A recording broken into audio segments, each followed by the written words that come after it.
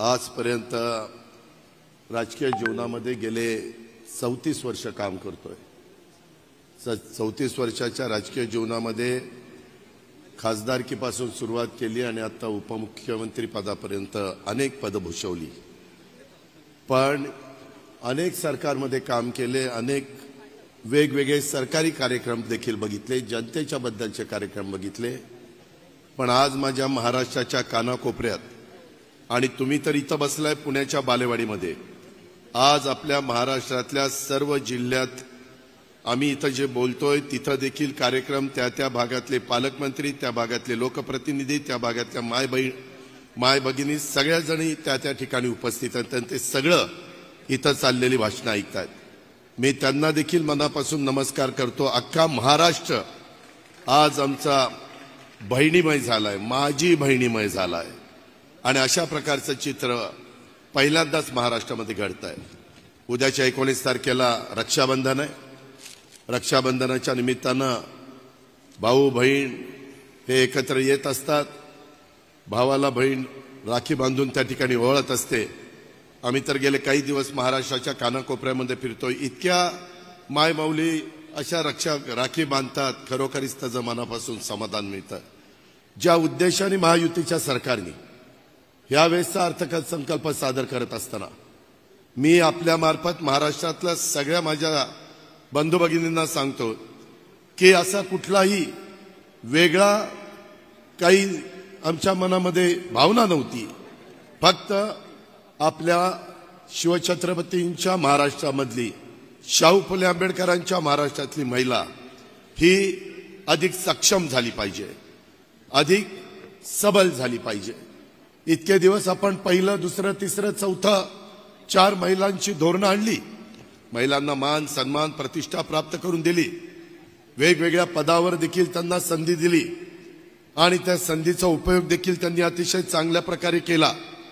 परंतु हे सगळं करत असताना मगाशी तुम्ही जी छोटी फिल्म बघितली त्याच्यामध्ये कुठं महिला आपापसात चर्चा करत असताना संसाराला लागल्यानंतर त्यांचं पण काहीतरी स्वतःची अपेक्षा असते ना, तिची पण इच्छा असते।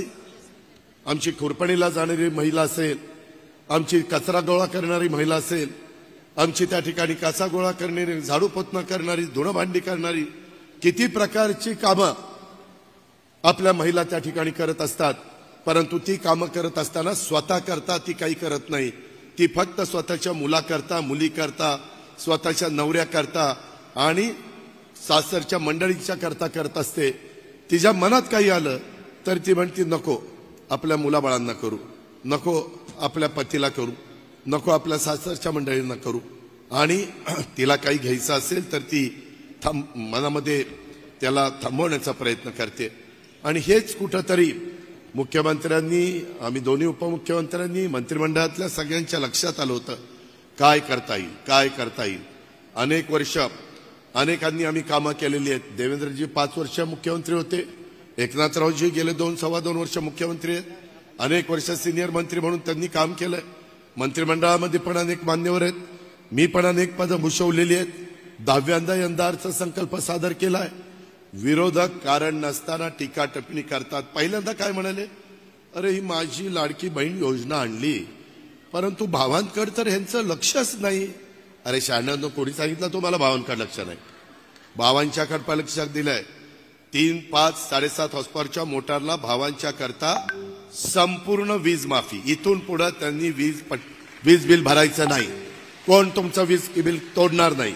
माझ्या महाराष्ट्रातल्या बळीराजाला सांगायचंय, एकही आमचा लाईनमन येणार नाही आणि तुमचं 3, 5, 7.5चं बिल भरलं नाही म्हणून कनेक्शन तोडणार नाही। हे भावांकरता नाही केलं। दुधाचा धंदा अडचणीत आलेला, दुधाचे दर कमी आहेत, लिटरला 5 रुपये जास्त अनुदान सरकार देत नाही। हे भावांच्या व्यवसायाला आमची मदत नाहीये। त्याच्यामध्ये युवक युवती त्यांना प्रशिक्षणार्थी करता वेतन सुरू केलं का, तर त्यांनी स्वतःच्या पायावर उभं राहण्याच्या करता काही व्यवसाय केला पाहिजे, परंतु ते शिक्षण तर दिलं पाहिजे।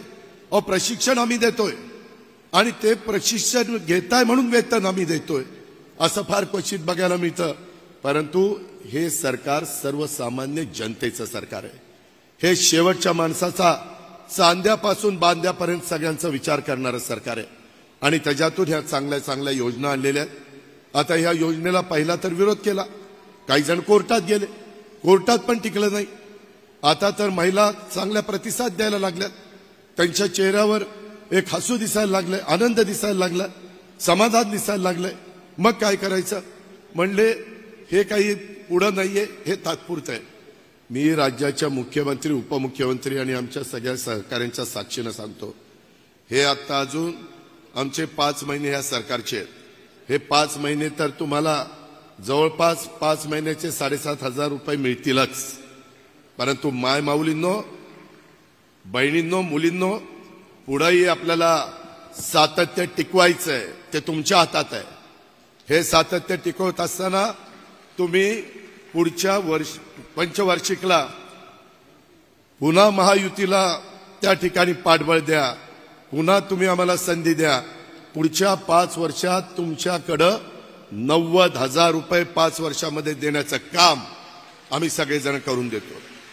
आम्ही कामाची माणसं आहेत, आम्ही शब्दाचे पक्के आहोत, आम्ही वेळ मारून देणारे नाहीये। जे बोलतो ते करतो, हे सगळ्या महाराष्ट्राला माहिती आहे।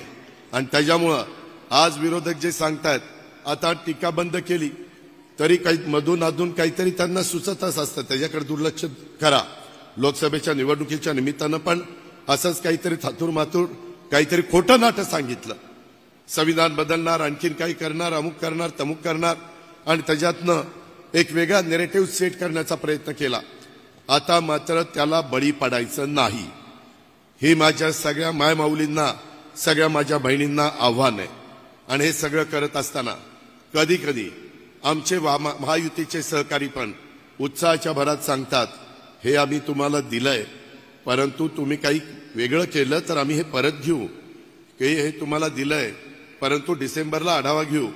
मी राज्याचा प्रमुख हा मुख्यमंत्री असतात, उपमुख्यमंत्री म्हणून आम्ही दोघं काम करतोय।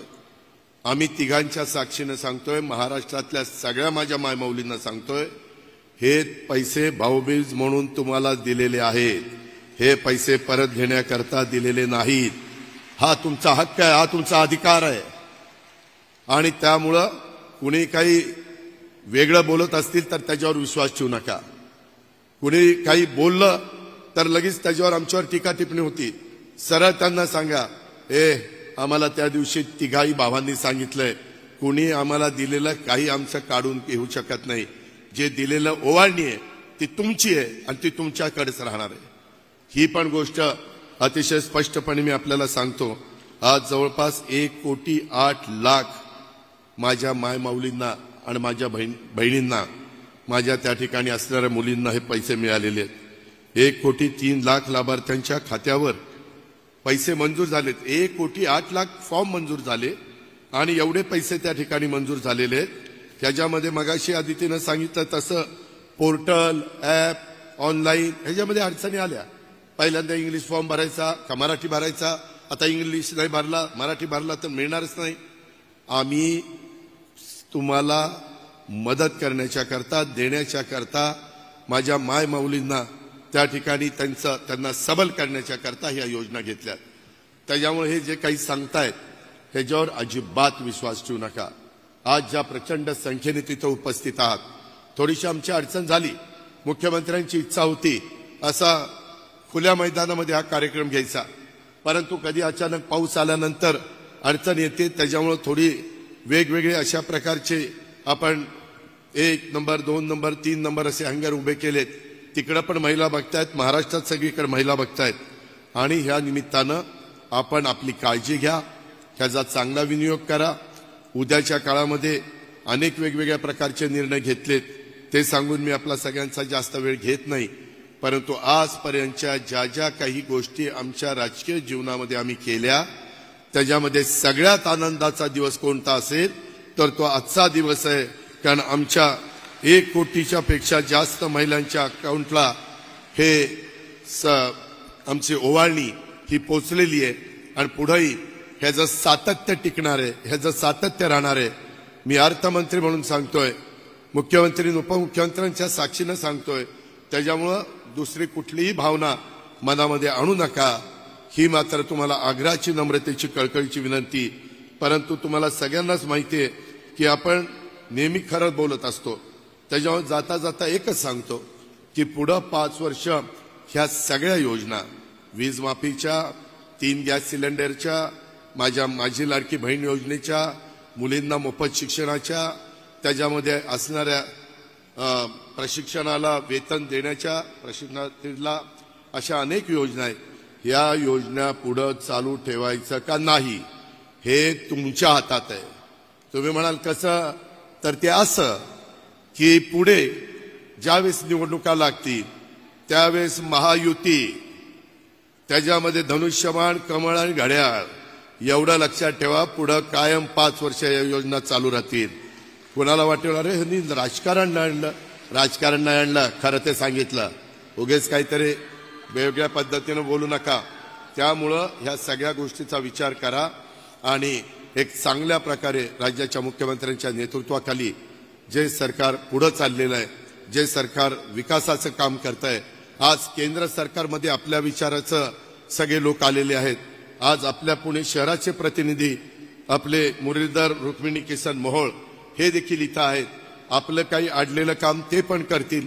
त्यांना नाही रेटलं तर आम्ही एकनाथराव आणि देवेंद्र आहोत पंतप्रधानांना, होम मिनिस्टरला भेटायला, आणि तिथून आपल्याला जे महाराष्ट्राच्या हिताचं असेल, इथली बेरोजगारी कमी करण्याचं असेल, सर्वसामान्य माणसाला सन्मानाचं जीवन जगण्याच्या करता असेल, कायदा सुव्यवस्था चांगली ठेवण्याच्या करता असेल, जे काही आपल्याला केंद्राची मदत लागेल, सगळ्या मेट्रोचं जाळं असेल, रस्त्याचं जाळं असेल, अनेक गोष्टी आहेत, त्या सगळ्या कांदा, विशेष म्हणजे कांदा निर्यात बंदी कायमची करायची, ते एक लक्षात ठेवा. त्याच्यामुळे ह्या सगळ्या योजना पुढे आपल्याला चालू ठेवायच्यात. त्याकरता केंद्राच्याच विचाराचं सरकार राज्यामध्ये आलं पाहिजे, म्हणजेच महायुतीचं आलं पाहिजे, असंच सांगतो. पुन्हा एकदा माझ्या माऊलींना लाख लाख धन्यवाद देतो. त्यांना मनापासून त्यांचे आभार मानतो आणि आपल्या सगळ्यांची रजा घेतो. जय हिंद, जय महाराष्ट्र, जय महायुती.